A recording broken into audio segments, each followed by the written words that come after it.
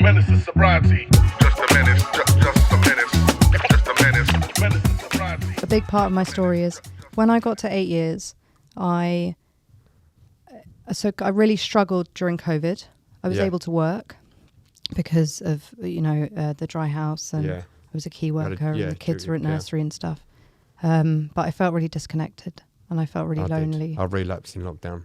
I really struggled, and I got my 8 years at a meeting. Are you 8? Where are you now?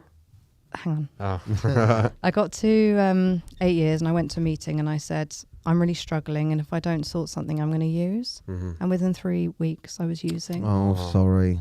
So just after my 8 years clean time, I relapsed. Cocaine and cannabis again. Cocaine, benzos, a little bit of cannabis, but not really. What was the leading point to that?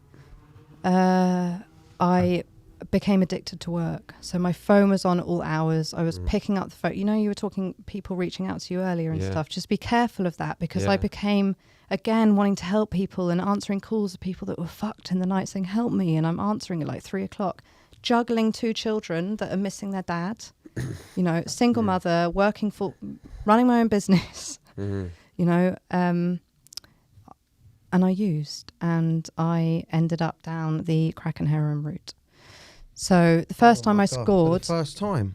Yeah. For the first time? Yeah, so I tried heroin before in London, but never gone down the route of, But I think having a bit of recovery helped me. So I was using for 18 months, and the insanity is I was turning up. My colleague noticed something wasn't right, and he confronted me, and he said, what is going on? I'm worried about you. And I said, do you really want to know? And he said, yes. And I said, I've relapsed.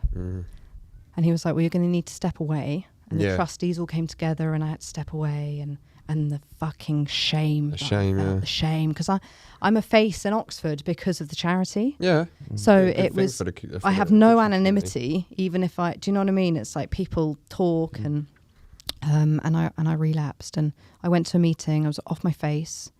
And because I'd been to that meeting and owned it, I thought if I use again and I'll be all right. Own it. But I also thought but I used again and thought, I've already owned it. I can't say it again because of my job. I'm terrified of losing my job. So this continued. I was leaving groups, taking groups at work, leaving work, smoking crack, and telling everyone about how great recovery is. Yeah, I know a friend of mine. I neglected my children. My daughter became my caretaker, like coming up in the morning. I overdosed in the bath. I left my kids in the bath. I overdosed. Oh my God, I'm sorry. It's fucking hard to listen to. And this started with cocaine.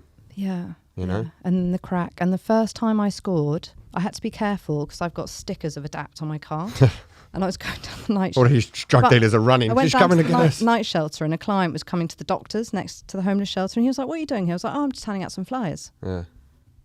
I'm trying to score. To score, and it was just absolute insanity. Anyway, it all came out. Did the social services get involved? Social services got involved, yeah. I'm sorry, I mean... With me, that was just awful. Steve was completely fucked. He couldn't do anything, but I was reaching out to him when I was using, because I was like, I need your help. Did you use with him when you relapsed? Yeah. Yeah. Oh my God. It was just but it was so quick. I just thought, fuck it, I'm going to use. Menace to sobriety. Just a menace, just a menace.